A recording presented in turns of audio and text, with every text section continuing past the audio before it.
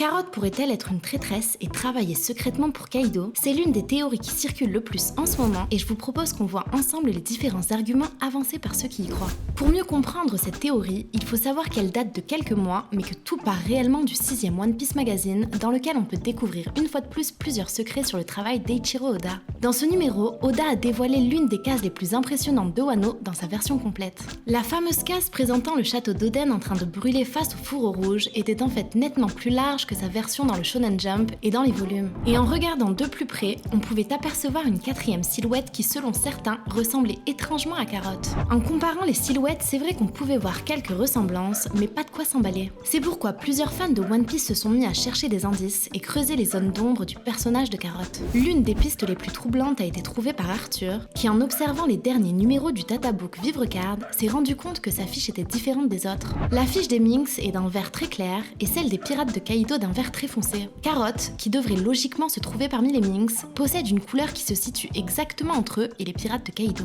Beaucoup ont pensé qu'il pouvait s'agir d'une erreur d'impression, mais d'autres possesseurs du databook ont confirmé que cette différence de couleur était aussi présente dans leurs exemplaires. Aucun autre Minx n'a cette variante de couleur, pas même Pedro ou Nekomamushi par exemple. Et parlons du contenu de sa fiche justement, qui contient une information qui n'était pas indispensable, sauf si on part du principe que Carotte est vraiment une traîtresse et qu'on ne le sait pas encore. Sa fiche indique que Carotte est douée pour exprimer un large panel d'émotions différentes, les interprétations divergent sur cette phrase, mais sa simple présence suffit à mettre le doute. Ça expliquerait pas mal de choses comme sa réaction et le fait qu'Oda prenne la peine de la faire réagir lorsque Kinemon apprend à Inuarashi que le message secret a été décodé par Kaido. Pour beaucoup, Carotte pourrait être une espionne au service de Kaido, et ce, avant même le début de l'arc Whole Cake. Je vous conseille de prendre tout ça avec des pincettes, mais je vais vous donner la piste qui revient le plus souvent. Selon la théorie la plus répandue, Carotte aurait profité de la mission des Mugiwara sur Whole Cake pour saisir l'occasion de dérober la copie des poneglyphes pour le compte de Kaido. Après tout, Carotte n'était pas prévue dans le voyage et elle s'est infiltrée au sein du Sunny lorsqu'il a quitté Zou. Ce geste est assez troublant, sachant que Zou était à ce moment-là très vulnérable après les différentes attaques de Jack et qu'il était plus sage pour elle de rester pour protéger son peuple. Oda semble beaucoup trop insister sur le personnage de Carotte, qui suit les Mugiwara depuis 3 arcs et on sait désormais que les chances qu'elle rejoigne l'équipage sont très faibles. Il doit donc bien y avoir une raison pour qu'Oda continue de faire intervenir Carotte dans ses arcs.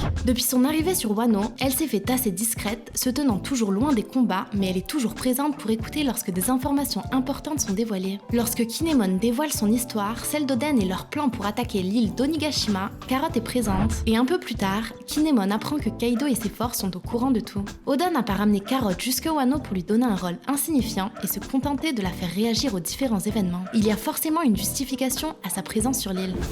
Certains s'appuient sur le color spread du chapitre 175 qui montre une jaguar, donc littéralement une bête, déguisée en lapin aux côtés de Luffy et de Nami. On peut y voir un parallèle assez troublant, mais il ne faut pas oublier que cette illustration date de plus de 700 chapitres. Mais avec Oda, on peut s'attendre à tout. Un autre point beaucoup plus léger met en avant le fait que les généraux de Kaido soient tous blonds. Jack est blond, Queen est blond, difficile à dire pour King qui est masqué, et Carotte est également blonde. Ça me semble assez anecdotique, mais pourquoi pas. On a fait le tour des informations et indices concernant cette théorie, et comme je vous l'ai dit, tout ça est à prendre avec des pincettes pour le moment. Gardez quand même un œil sur Carotte dans les prochains chapitres, on ne sait jamais. J'espère que ça vous aura plu, et si c'est le cas, likez, partagez et abonnez-vous pour nous soutenir. Quant à moi, je vous donne rendez-vous très vite pour de nouvelles aventures, et d'ici là, portez-vous bien.